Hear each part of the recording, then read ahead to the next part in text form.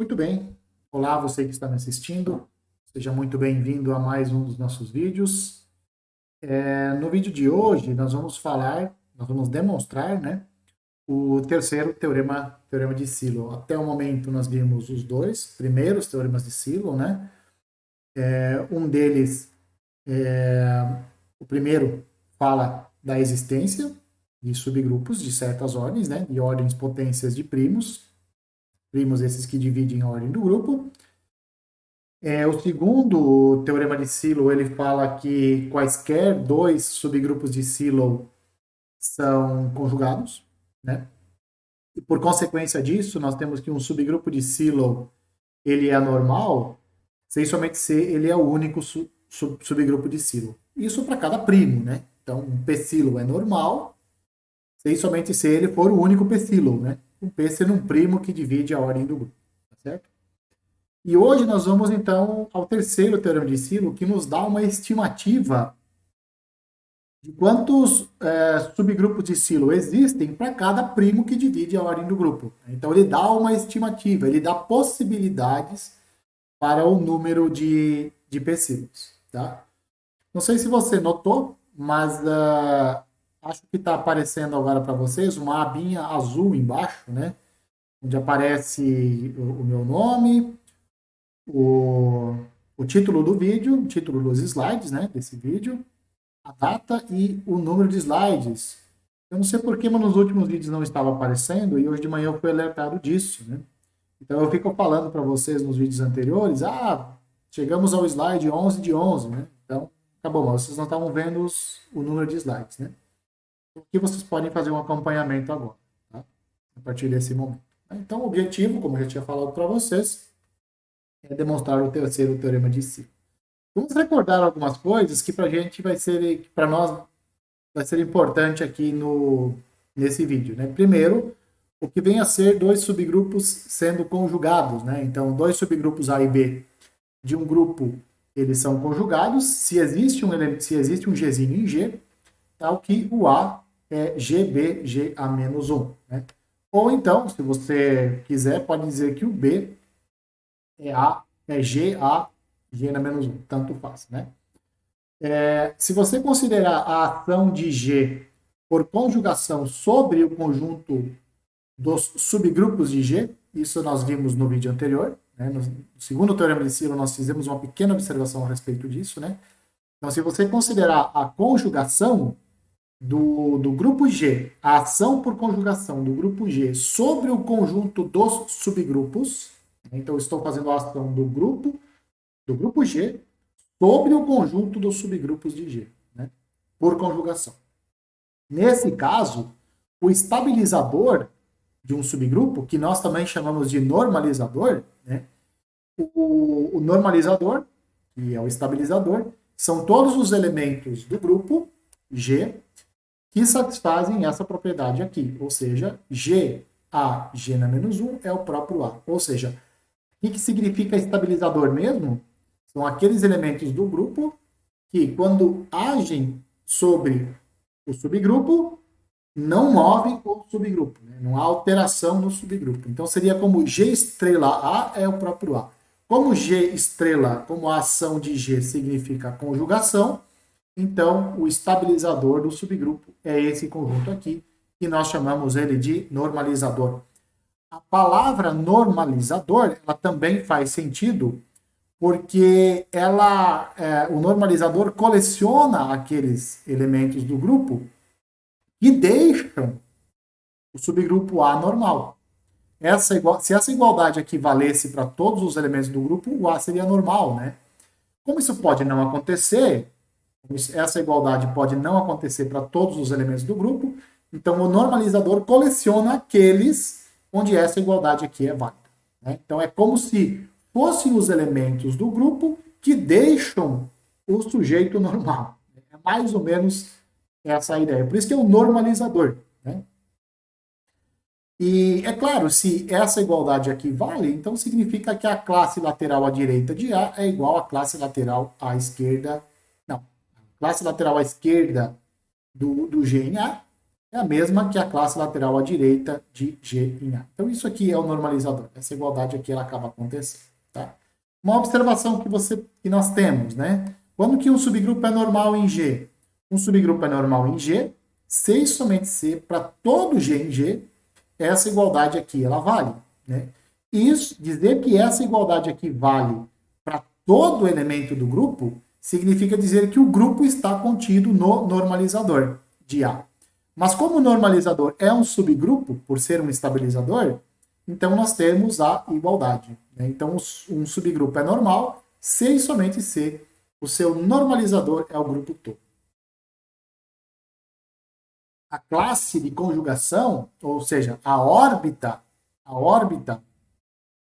de um subgrupo, que nós também chamamos de classe de conjugação, a órbita a gente denota por C de A, e são todos os elementos dessa forma aqui. Né? Lembrando que a órbita do subgrupo, é o conjunto formado pelos Gs agindo sobre o A. Né? A ação é por conjugação, então a órbita de A é esse conjunto aqui. Por ser esse conjunto, nós chamamos isso de classe de conjugação. Isso aqui nós tudo já tínhamos visto nos vídeos anteriores. Né? Pelo segundo teorema de Silo, nós temos que quaisquer dois p-silos de G são conjugados. Né? Aqui eu estou tratando de grupos finitos, tá? A partir desse... Quando eu falo assim, G tem um p-silo, ou os p-silos de G, eu já estou assumindo implicitamente que o G é finito. Tá? Senão você não pode falar em p-silos. Né? Então, o segundo teorema de Silo fala que quaisquer dois p-silos são conjugados, e, portanto, olha só, se o H for um p-silo de G, então o que nos dá esse número aqui, a cardinalidade da classe de conjugação de H? Este número nos dá o número de p-silos. Por quê? Porque todos os p-silos são conjugados. Né? Então, aqui na classe de conjugação de um p-silo, estão todos os p-silos. Todos os p-silos estão na classe de conjugação de cada um dos p-silos. Então, se você tem um p-silo, basta você conseguir um. Se você consegue um, você consegue a classe de conjugação dele, determinando quais são os outros p-silos. Tá certo? E é esse número que nós queremos estimar. Por isso que para nós estimarmos o número de p-silos, nós precisamos estimar a cardinalidade dessa classe de conjugação aqui, da classe de conjugação de qualquer um dos p-silos que existem. Tá certo? Então esse é o objetivo. Nós vamos atrás disso agora. Tá? Observe o seguinte. Para nós determinarmos os elementos da classe de conjugação, para nós determinarmos, porque os elementos da classe de conjugação são os subgrupos conjugados ao A. Então, a classe de conjugação do A são os elementos conjugados a A. Certo? São todos os subgrupos conjugados a ele. Esses sujeitos aqui são subgrupos. Esses sujeitos aqui são subgrupos. Eu já pedi para vocês mostrarem, se ele não mostrou, mostra. Tá? Isso aqui é um subgrupo. Então, você está colecionando aqui os subgrupos. Então, isso aqui é um conjunto de subgrupos. A classe de conjugação de A é uma coleção de subgrupos. Parece o seguinte, né? Que para determinar a quantidade de elementos na classe de conjugação, parece que a quantidade de subgrupos aqui de dentro é a quantidade de elementos que estão no grupo. Por quê? Porque aqui ó, você faz o G percorrer. Você faz o G percorrer todo, o Gzinho percorre todo o G. Como o Gzinho percorre todo o G, aparentemente, o número de subgrupos que tem aqui dentro é exatamente o número de elementos que estão no grupo. Só que tem um pequeno problema aqui. Tem um pequeno problema. Se você pegar um elemento que está no normalizador, acontece essa igualdade aqui. Ou seja, acontece isso daqui. Né? Então, no normalizador, os elementos do normalizador, eles contribuem com apenas um elemento nessa contagem aqui. Na contagem dos subgrupos, se você fizer o Gzinho percorreu o normalizador de A, então o que vai acontecer? Todos os elementos do normalizador vão contribuir com apenas um elemento aqui de dentro, que é o próprio A, o próprio subgrupo A, né? Então, isso nos faz pensar o seguinte, que o número de elementos em cada classe, o número de elementos na classe de A, ou na classe de conjugação de A, estão o número de elementos de G quocientado pelo número de elementos do normalizador. Isso é o que eu estou pensando, olhando para isso. Né? Antes de preparar esses slides para vocês, eu fiquei pensando nisso. Né? Bom, será que todo elemento de G contribui com um elemento diferente aqui de dentro? Eu pensei, não, os caras do normalizador, eles não contribuem. Todos os elementos do normalizador, eles contribuem com apenas um elemento. Só um elemento eles contribuem aqui dentro, que é o próprio subgrupo A, já que isso aqui acontece. Né? Aí eu fiquei pensando, bom, então provavelmente o número de elementos nessa classe de conjugação, isso por contagem, tá? Isso aqui tem a ver com matemática discreta, isso aqui é contagem. Então você pega o número de elementos do grupo, quocienta pelo número de elementos do normalizador. Isso foi o que eu pensei. Tá? Claro, eu estou considerando o caso finito. Tá? Considerando o caso finito. O fato é que isso de fato vale. E é o próximo lema, né? E ele fala o seguinte, para quaisquer grupo G, e para qualquer grupo G e qualquer subgrupo de G, a classe de conjugação, e esse grupo, a classe de conjugação e esse conjunto quociente, eles estão em bijeção. Ou seja, existe uma bijeção daqui para lá. Tá certo? E é isso que nós vamos mostrar agora. Para o caso finito, já que há uma bijeção entre esses dois conjuntos, para o caso finito, vale essa equação aqui que eu tinha proposto para vocês inicialmente, né? Que era mais ou menos o que eu tinha pensado aqui com os meus botões. Né? Então, essa proposição não é tão absurda assim como ela parece. Tá? Então, nós vamos mostrar isso. Vamos lá. Bom, o que nós precisamos fazer? Se nós queremos mostrar que existe uma bijeção, basta que nós definamos uma função. Ela não precisa ser homomorfismo, ela não precisa ser nada. Até porque a gente não sabe se isso aqui é grupo. Isso aqui nem é grupo. Isso aqui não é grupo, então não dá para nem falar em homomorfismo. Então basta falar em bijeção mesmo. Então, para isso, nós precisamos mostrar que existe uma função bijetora que vai desse conjunto nesse conjunto aqui. O que tem aqui? Aqui tem subgrupos conjugados ao A. Esses são os elementos da classe de conjugação. Aqui tem subgrupos. Então, olha só, a cada subgrupo, eu tenho que cada conjugado de A, eu tenho que eu preciso associar uma classe do normalizador de A. Esse subgrupo aqui, esse conjugado de A, o XA, x a menos 1, a qual classe eu vou associar ele? Tem que associar ele a uma classe do normalizador. Qual será? Bom, passaram 3 segundos, você pensou? Eu pensei nessa aqui. Para mim é a mais óbvia possível. Sempre que eu já falei isso para vocês e eu vou falar de novo. Sempre que você precisa definir uma função, procure definir ela da maneira mais óbvia possível. Tudo bem? Sempre. Às vezes não vai funcionar, mas no geral funciona. Então, vamos considerar essa função aqui. O que nós vamos mostrar primeiro? Primeiro, que ela é sobrejetora. Sobrejetora ela é. Dada uma classe, dada a classe do X, pegue esse conjugado aqui, esse sujeito vai parar na classe do X. Pronto, acabou. Ah, mas e se eu tiver a classe do Y aqui? A classe do Y, ela é flechada pelo conjugado YA, Y na menos 1. Então, sobrejetora ela é. Precisamos mostrar, então, agora que ela está bem definida e que ela é injetora. Então, vamos lá. Vamos pegar dois conjugados que são iguais, ou seja, esse conjugado, o conjugado de x, igual ao conjugado de y. Tá? Então, vamos lá. Esses dois sujeitos aqui são iguais, sem somente ser essas duas classes laterais à direita, essa classe lateral à direita é igual a essa classe lateral à esquerda. Tá? Aqui é só você fazer um pouquinho de contas, tá? Pausar aqui no vídeo se você quiser, e se convença desse C e somente C aqui. Tá? Vale a ida e vale a volta.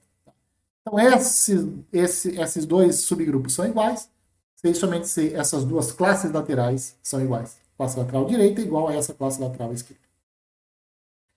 Se essas duas classes são iguais, é porque esse sujeito está no normalizador de A. Olha só o normalizador de A. Aqui o normalizador de A, tá vendo? Quem está no normalizador de A são aqueles elementos de G em que a classe lateral à esquerda é igual à classe lateral à direita. É o que nós temos aqui, ó. A classe lateral à direita desse elemento é igual à classe lateral à esquerda do mesmo elemento. Então ele está no normalizador de A. Se ele está no normalizador de A, observe, ó. Então significa que esses dois elementos aqui, ó, eles estão relacionados.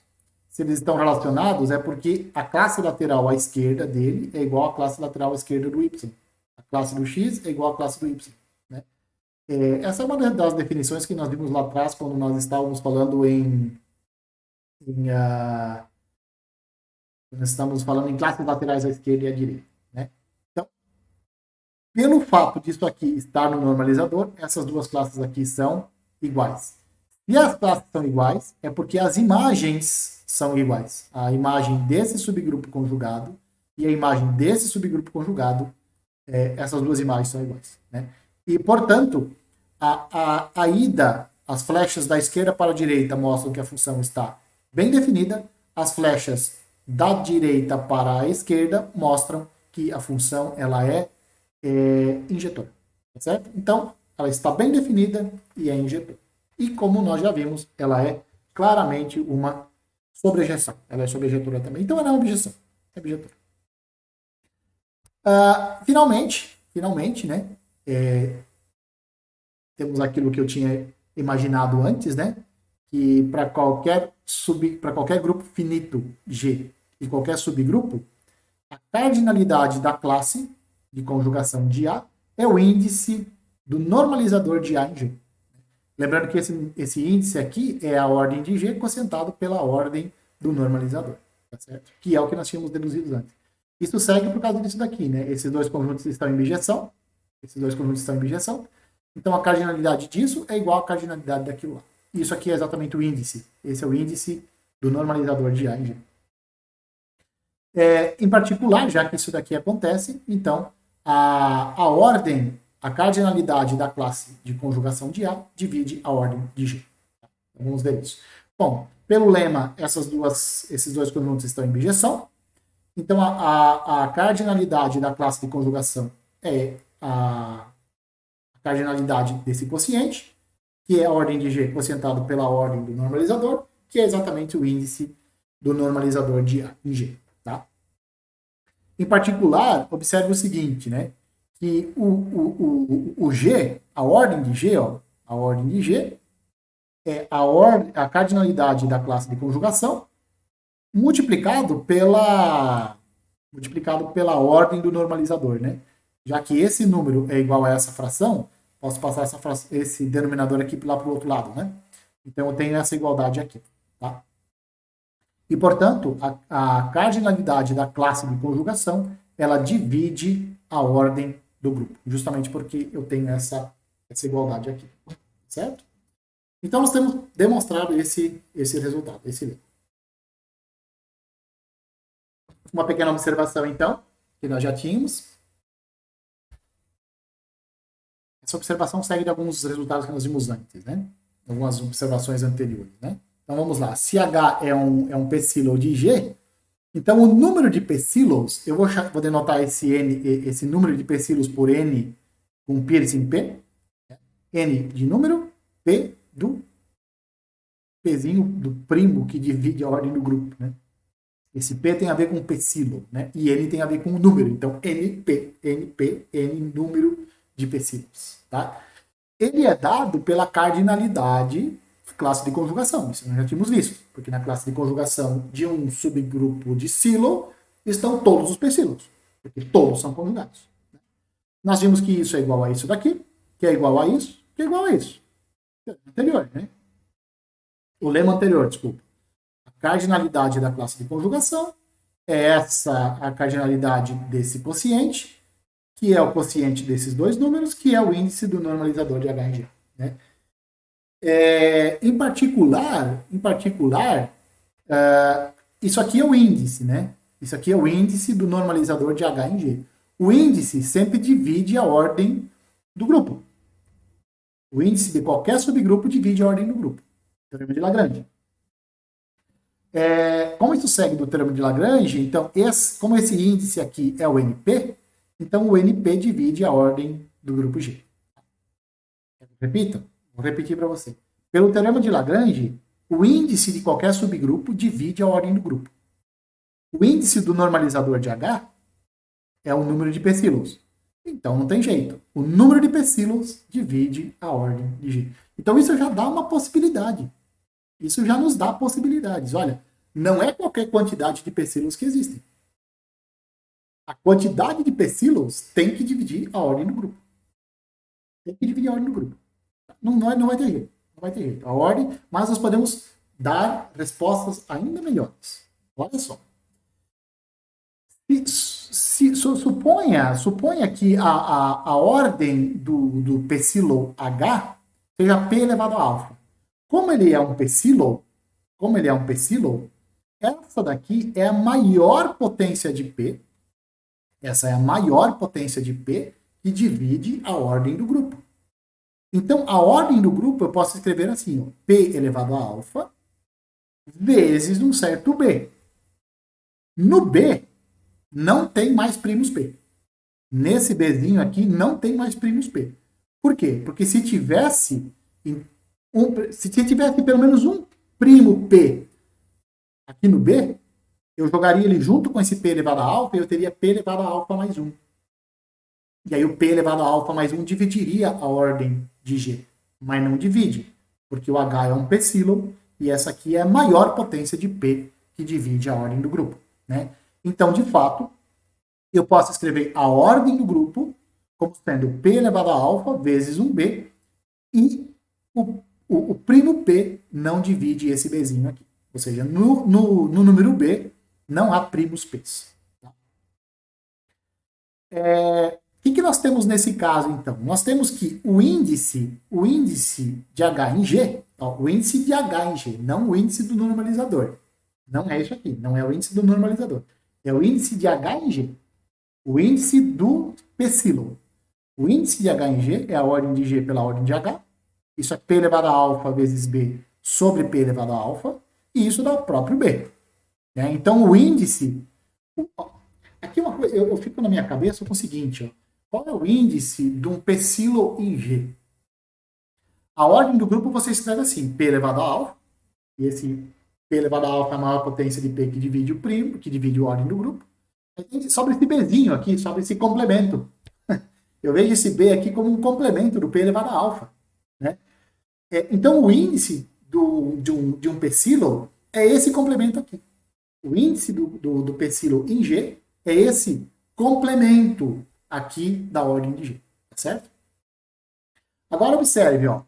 O H, todo subgrupo está contido no seu normalizador. Isso é um fato. Por quê? Porque Hzinho a menos 1, isso é o próprio H.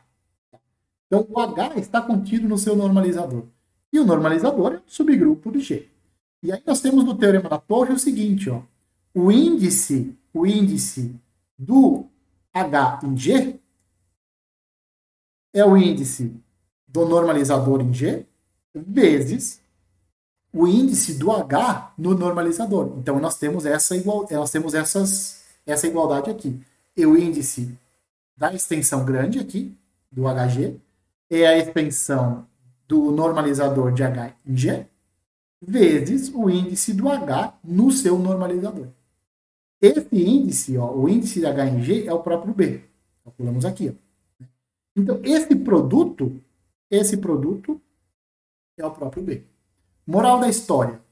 Esse sujeito aqui, ó, olha quem é esse sujeito aqui. Olha quem é o índice do normalizador. O índice do normalizador é o número de psilons.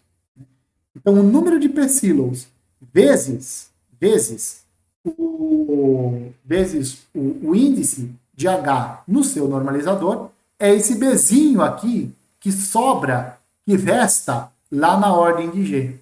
Moral da história, olha só.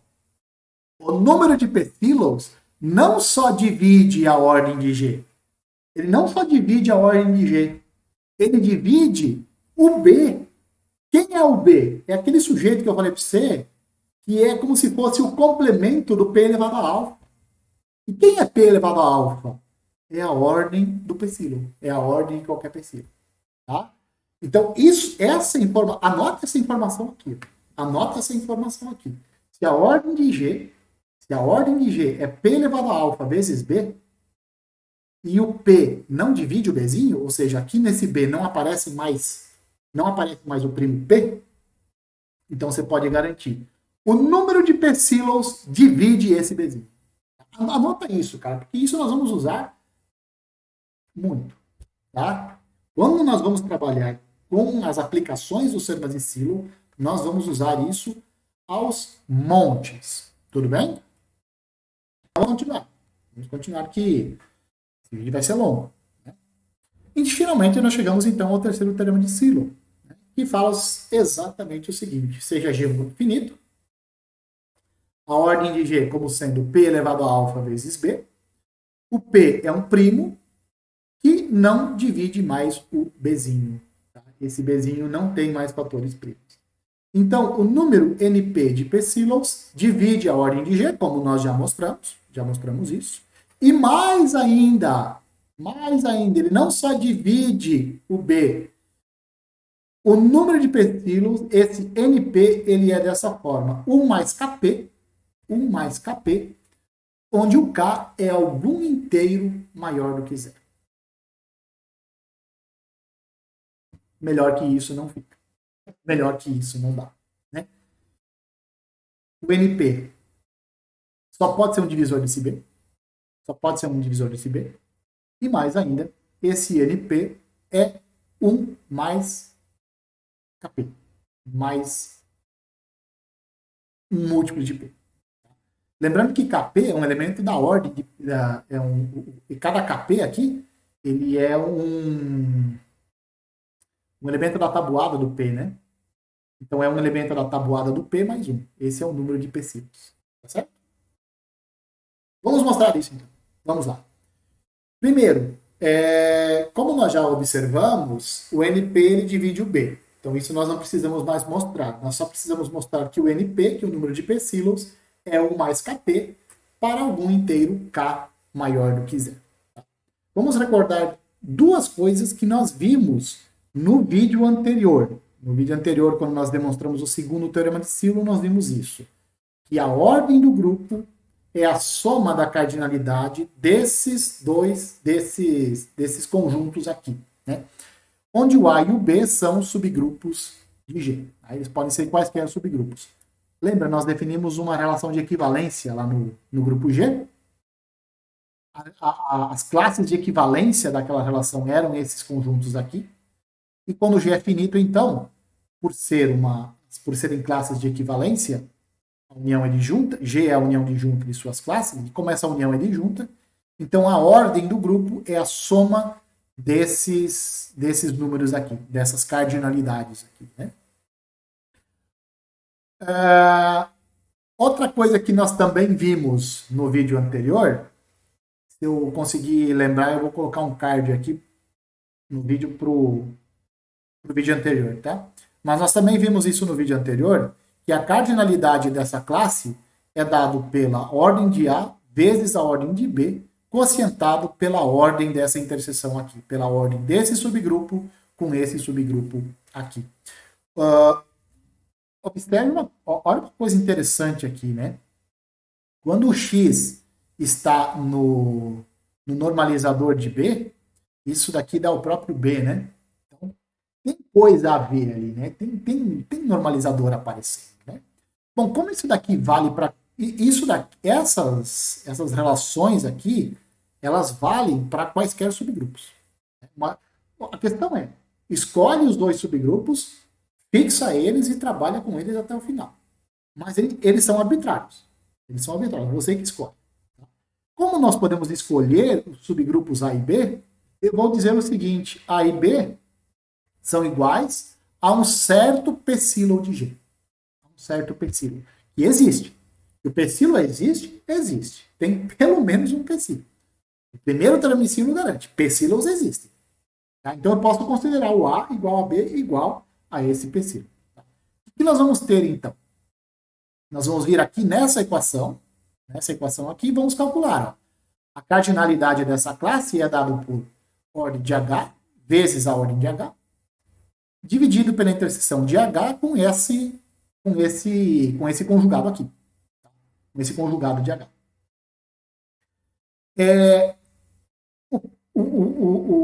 O H tem ordem P elevado a alfa. Ele é um psilo. E P elevado a alfa é a maior potência de P que divide a ordem de G. Então, o H tem ordem P elevado a alfa. A interseção, olha só, é um subgrupo de H. Se ela é um subgrupo de H, então a interseção tem ordem P elevado a R, porque a ordem do subgrupo divide a ordem do grupo. Como isso é um subgrupo de H e H tem ordem P elevado a alfa, então a interseção tem ordem P elevado a R. Para algum R. O R ele varia entre 0 e alfa. Isso aqui pode ser o H todo, ou isso aqui eventualmente pode ser só o elemento neutro. E aí essa interseção dá 1. Pode acontecer.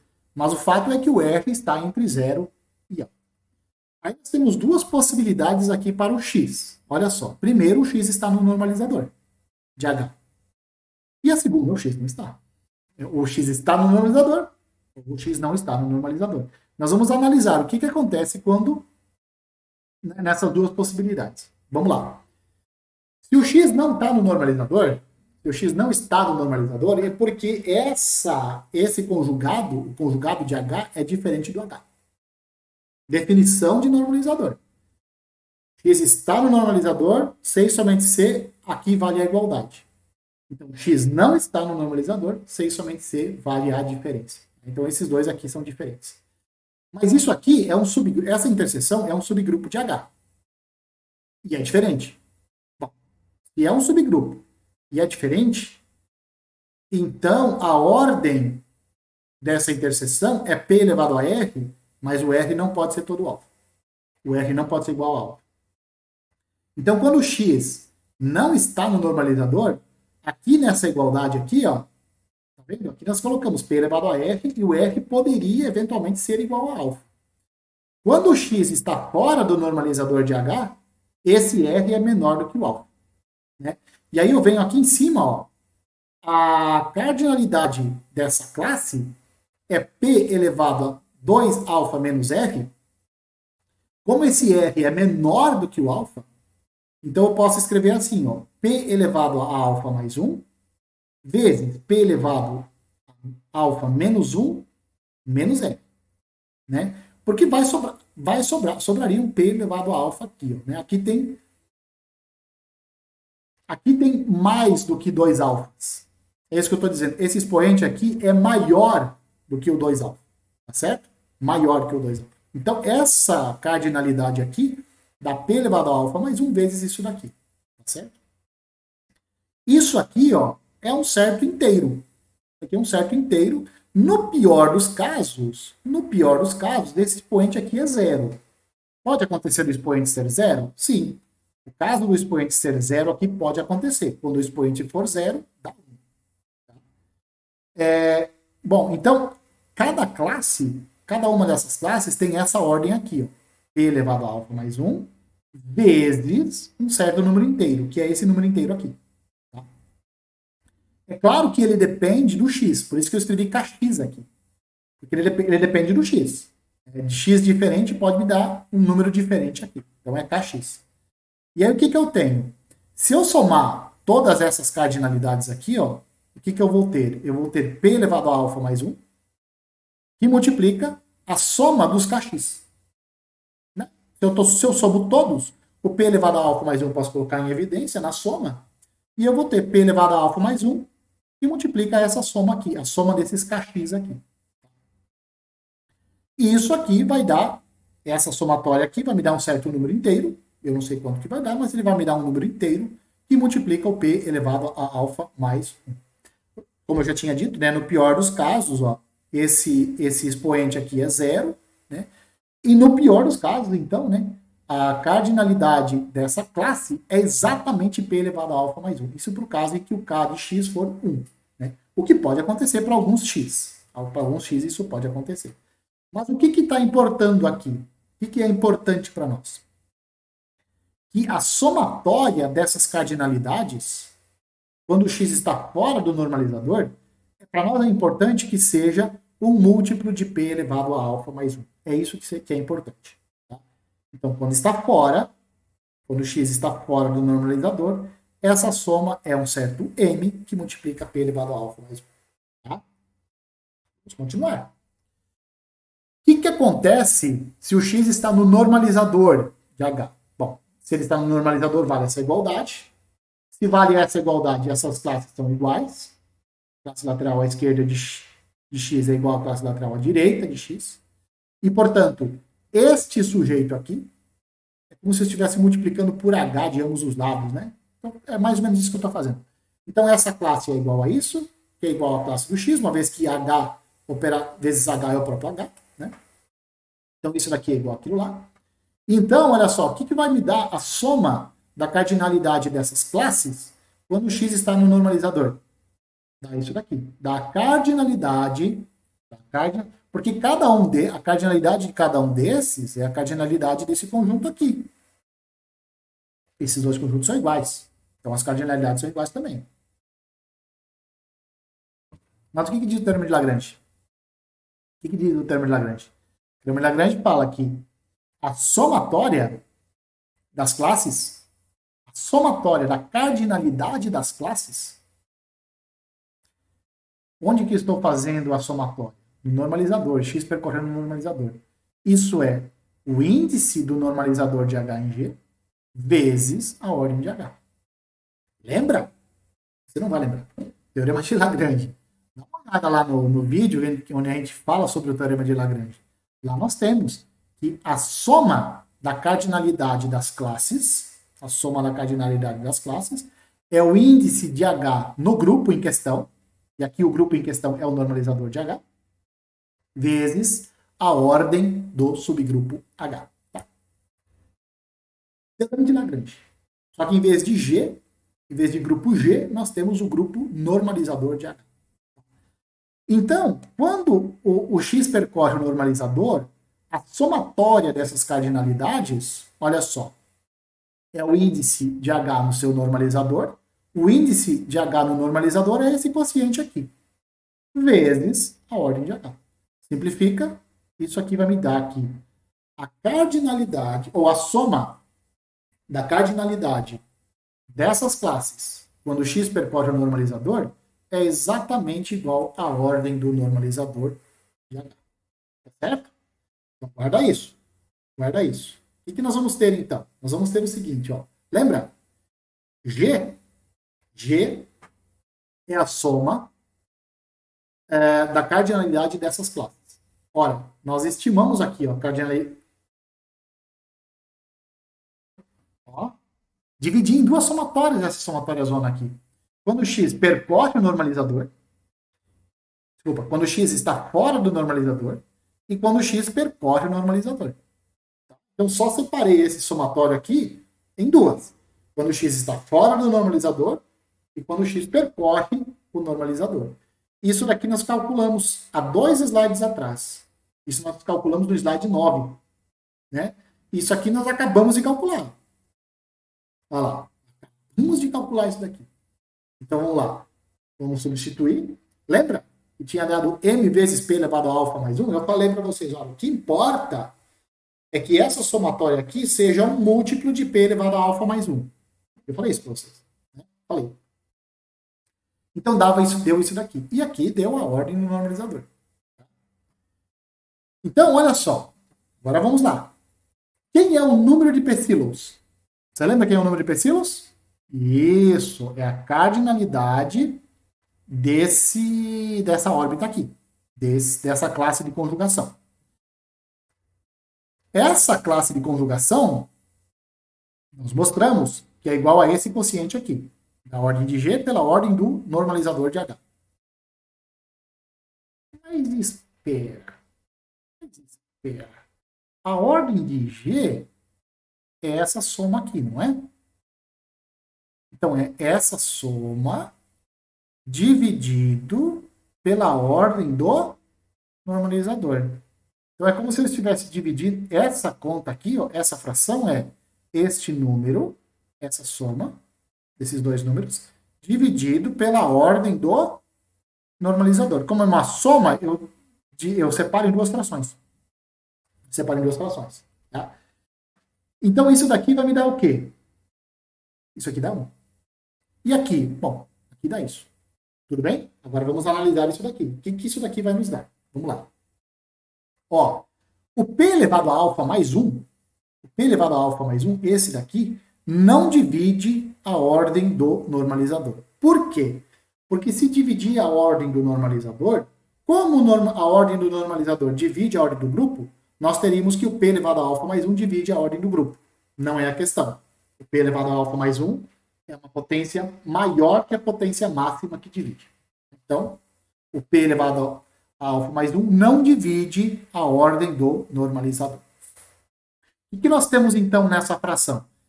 Como o P elevado a alfa mais 1 não divide esse denominador, então aqui embaixo, aqui no normalizador, aparecem menos primos P's que em cima. Aqui em cima, ó, aparecem pelo menos alfa mais 1 primos P's. Aqui embaixo, não. Embaixo tem menos. Por quê? Porque se tivesse P elevado a alfa mais 1, ele dividiria o denominador. Mas o P elevado a alfa mais 1 não divide esse denominador aqui. Se o P elevado a alfa mais 1 não divide, então no denominador não tem P elevado a alfa mais 1 primos. Não tem. Tem menos. Tá?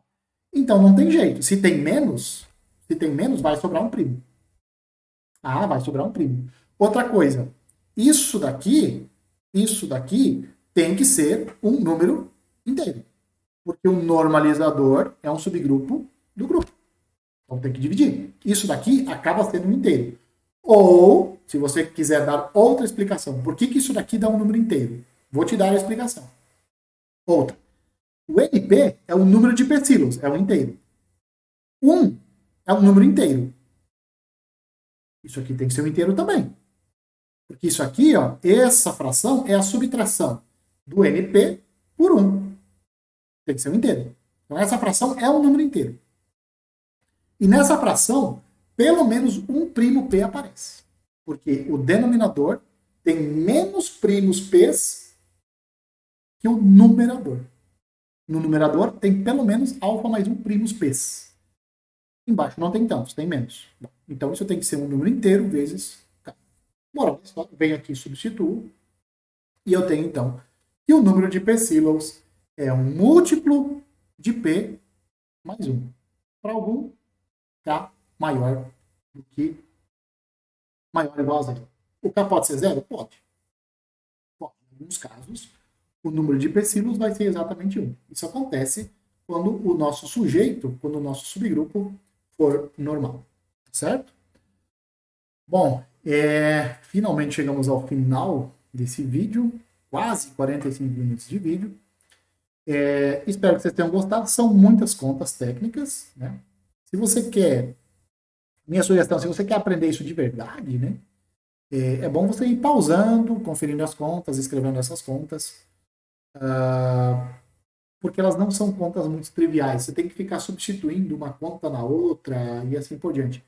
Então seria muito melhor fazer isso num quadro, né? Você pode colocar todas as contas do seu quadro e aí depois você vai mostrando, isso vem daqui, isso vem de lá. Os slides ficam um pouco mais difícil.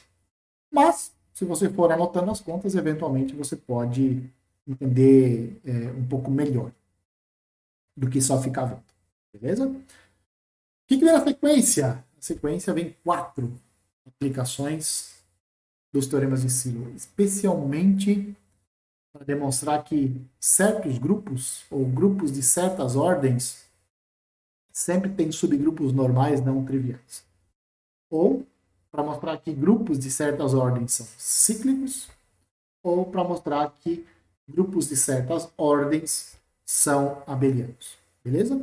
mas isso no próximo vídeo, tá? Então, um abraço a todos.